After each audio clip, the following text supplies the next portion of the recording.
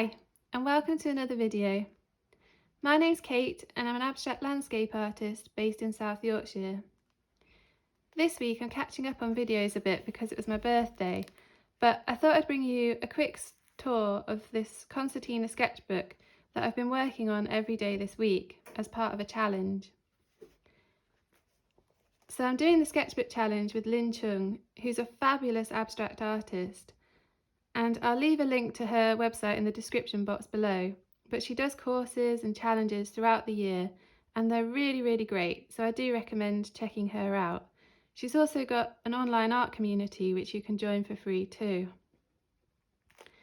So this is the concertina book that I've been working in, and if you don't know what a concertina sketchbook is, then basically all of the pages are connected, so you can work on them in a really flexible way.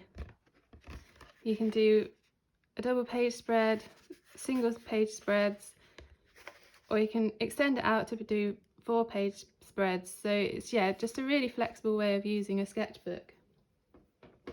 So this is the sketchbook I've been working on every day this week, and I've got a few pages here at the end that I've not yet completed, but it's made from handmade 100% cotton rag paper, so it's got this very heavy texture and this deckled unfinished edge, which is really quite unique. And the paper's been doing really well actually. It's been withstanding quite a lot of wet medium, which you'll see in the pages that I've done. And yeah, it's been performing really well actually, holding a lot of water. I do have to be quite careful not to overwork areas because the paper does end up pilling a little bit. But no, I've been really impressed with this sketchbook so far, and I'll leave a link to it in the description box below. It's got one of these elastic covers as well, so you can keep it all protected and tight together. And it's by Indigo Artway. I always find the first couple of pages never really turn out how I really want them to. I think it's that pressure of starting a new sketchbook, and perfectionism sometimes gets in the way a bit. But we'll crack on and I'll give you a tour of what I've been doing this week. And the first day was all about shape. And I use this because I don't tend to use geometric shapes very often in my work. I use the shapes to plan out a composition. So we were encouraged to use circles, rectangles and lines, and you can vaguely see the outlines of circles within these two areas, and I used those shapes to plan out a composition and then abstract them. So there was a circle here, rectangles joining them. And I thought that was a really interesting way of working, really, to start a composition with geometric shapes and then go from there and see how I can abstract them and turn them into this more abstract landscape, which I'm used to. And so this was done using acrylic inks and acrylic paint. And I really quite like the colour palette here, this purple, muted purple with these greens. So that was the first spread, and that was all about composition and planning out composition with shapes.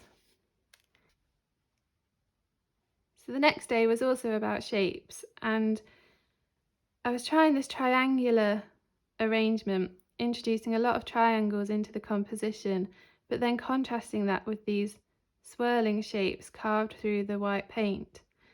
And I found that really interesting. I mean, I think this piece is very tight because I was concentrating so much on the triangles. It's not really got that organic free form that I'm always looking for. But I did find these swirly shapes through the white areas of paint could reflect wind and movement, and I did quite like that contrasting with the harsher lines of the piece. And this again is acrylic paint, a bit of acrylic ink and some oil pastels over the top. So with the advantage with this concertina book is that you can then see how the pieces look alongside one another. So if we go on to day 3, this is really where I think I started coming into my own and exploring that light touch that I was on about in my previous video, which I'll link above. But I was starting with these acrylic inks, watching them move across the page and slightly manipulating the ink as well with brush strokes and blending them into the paper, and then responding to that with acrylic paint over the top and some soft pastels as well. And that light touch is something that I'm really interested in, and this process of doing this daily practice really sort of cemented that as well, because these initial two just felt really quite heavy, and I wasn't as impressed by them or interested in them. And then when I started going back to that light touch is where I really started to like what I was working on. And so the challenge for this day was to start with 3 initial marks. So I started with an ink drop over here, here and here, and then try to connect them into this feeling of an abstract landscape, which I really enjoyed this piece. And that then sort of informed how I began to work on a daily practice, starting with the ink marks, manipulating them around the page, responding with paint and soft pastels. So on day 4, it was all about colour and choosing 3 analogous colours, so 3 colours that are next to each other on the colour chart. So I used purple, blue and this muted green. I think they work really well together, and I'm quite glad I stuck with a pale green rather than a vibrant green, because I think that just makes it quite harmonious. So again, I was starting with the initial ink marks, which was this purple ink, and then responded to that with the paint, and then added in some soft pastel marks as well. I think this side is a bit overworked and the paper suffered a little bit, but no, overall I was really happy with that piece as well. So you can see that's a continuation of this process, and it's quite different to how I began the sketchbook. So having this daily practice is just really interesting, like what you can learn that you're interested in such a short space of time, and how you can progress that and carry that forward each day. So the next day was about complementary colours, so colours that are opposite each other on the colour wheel. So I picked orange and blue. I love that combination of orange and blue. This vibrant orange, I'm not really used to using this vibrant a colour, but I think it just works really well with these muted blue tones. So this was one of the pieces that I was really happy with this week.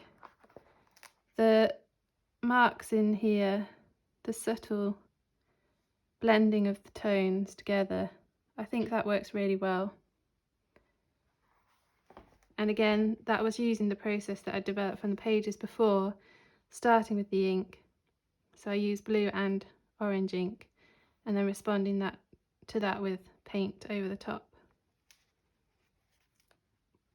And so then I started to do singular spreads, and this was actually all of these 5 that I'll show you next were one day, and that was to explore a composition over and over again. So I chose a composition where you split the page into thirds, and explored that in 5 different ways. And I was changing the proportions of the thirds each time.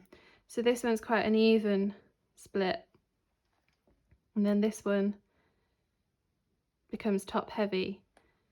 And these were so interesting to me. I ended up really liking this one, and I'm seeing that I prefer a much more simple approach, and I just feel like this works really well. The colours, it's more and more of what I want to start creating on a larger scale. The subtle shifts in colour,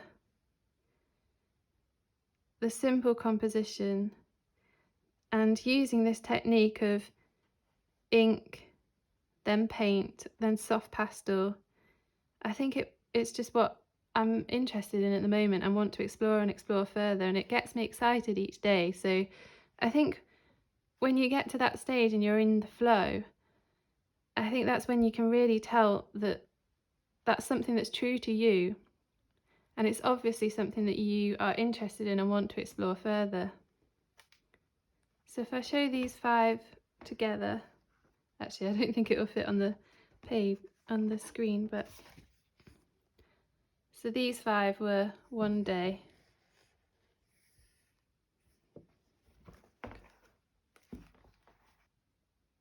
So these were the 5 single spreads from that day of exploring the thirds composition. And I really enjoyed this process. So it just goes to show how even just 1 week of a daily practice can really start to inform your work and where you want to take it next and what you're interested in. And I think it's getting into that flow state of being excited by what you're creating and wanting to learn more about how you can take it further. And when you have a process that you want to explore further, it's really exciting. So this process of the inks, as I was saying before, is just something I really want to work with more.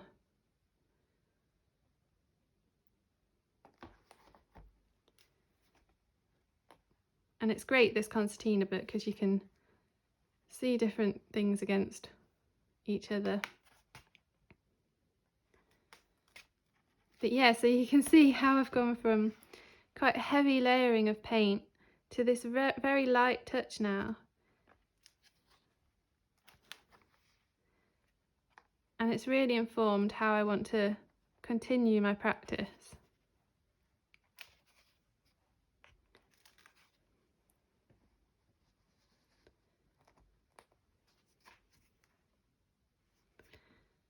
So I really hope you've enjoyed this peek into my sketchbook and seeing how this daily practice has evolved. I've been really enjoying it, and I've got another 2 weeks to go, so I'll be sure to update you on any further sketches that I do. As always, thank you so much for watching, and catch up again next week.